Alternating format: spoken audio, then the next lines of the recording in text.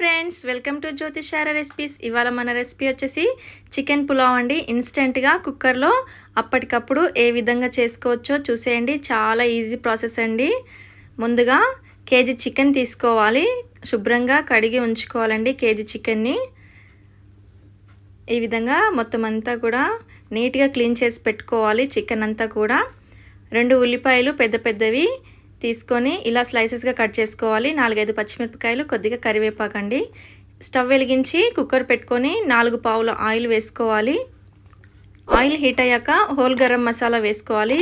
దాల్చిన చెక్క, సాజీరా, లవంగా, ఇలాచి, అలాగే బిర్యానీ ఆకు, అనాస పువ్వు వేసుకోవాలండి. తరిగి ఉంచుకున్న ఉల్లిపాయలు, పచ్చిమిర్చి, కరివేపాకు వేసి వేయించుకోవాలండి. ఉల్లిపాయలు బ్రౌన్ కలర్ వచ్చేంత వరకు వేగనివ్వాలి. అల్లం వెల్లుల్లి పేస్ట్ 2 స్పూన్లు వేసుకోవాలి. అల్లం వెల్లుల్లి పేస్ట్ పచ్చివాసన పోయేంత వరకు వేగనివ్వాలండి. ఇప్పుడు ఒక 1/2 స్పూన్ పసుపు వేసుకోవాలి. మొత్తం అంతా కూడా బాగా కలిపి వేగనివ్వాలి. కడిగి శుభ్రంగా ఉంచుకున్న చికెన్ని వేసేసుకోవాలి. చికెన్ అంతా కూడా బాగా వేగనివ్వాలండి. చికెన్ పులావ్కి చికెన్ ఎంత వేగితే అంత టేస్ట్ వస్తుంది. ఇప్పుడు మూత పెట్టేసి ఒక 5 నిమిషాలు స్టవ్ సిమ్లో పెట్టుకోవాలి. ఈలోగా మనము వేరొక గిన్నెలో 2 గ్లాసుల బియ్యాన్ని శుభ్రంగా కడిగి నానబెట్టుకోవాలండి. ఇప్పుడు మూత తీసి ఒక 2 స్పూన్ల ఉప్పు వేసుకోవాలి. బాగా కలపాలండి చికెన్ అంతా కూడా. ఈ రెసిపీని ఈజీ ప్రాసెస్లో ఏ విధంగా చేసుకోవచ్చో వీడియో స్కిప్ చేయకుండా చివరి వరకు చూడండి.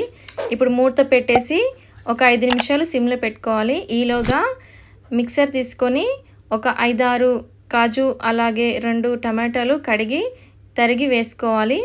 అలాగే కొద్దిగా పుదీనా కడిగి వేసుకోవాలి. ఇదంతా కూడా మిక్సీ పట్టుకోవాలండి. ఇప్పుడు మూత తీసి చూస్తే చికెన్ అంతా కూడా బాగా వేగిపోయింది. మరొకసారి ఈ విధంగా కలుపుకోవాలి. చూసారు కదా ఫ్రెండ్స్, మా మరిన్ని రెసిపీస్ మీకు రావాలంటే ప్లీజ్ కామెంట్ చేయండి. అలాగే సబ్స్క్రైబ్ చేసుకోండి మా ఛానల్ని. ఒక 2 స్పూన్ల కారం పొడి వేసుకోవాలి. అలాగే 2 స్పూన్ల ధనియాల పొడి వేసుకోవాలి. బాగా కలిపి అలాగే గరం మసాలా వేసుకోవాలి. ఈస్టర్న్ గరం మసాలా అండి. హోల్ గరం మసాలా ఇన్స్టెంట్గా దొరుకుతుంది. ఆ గరం మసాలా పొడి వేసుకోవాలి. అలాగే చికెన్ మసాలా కూడా వేసుకోవాలి, ఒక 2 స్పూన్లు. ఇప్పుడు మొత్తం అంతా కూడా బాగా కలపాలి. గ్రైండ్ చేసి పెట్టుకున్న టమాటా ప్యూరీ ఉంది కదా, ఆ టమాటా ప్యూరీ కూడా వేసుకోవాలి. అలాగే 200 గ్రాముల పెరుగుని వేసుకోవాలి. కేజీ చికెన్కి 200 గ్రాముల పెరుగు సరిపోతుంది. మొత్తం అంతా కూడా బాగా కలిపి మరొక 5 నిమిషాలు మూత పెట్టేసి ఉంచాలి. ఆ తర్వాత మూత తీసి చూసారు కదా, నూనె అంతా కూడా తేలుతూ చికెన్ అంతా కూడా ఉడికిపోయింది. ఈ విధంగా ఉడికినప్పుడు మనము కడిగి ఉంచుకున్న రైస్ని వేసుకోవాలండి. 2 గ్లాసుల రైస్ వేసుకోవాలి.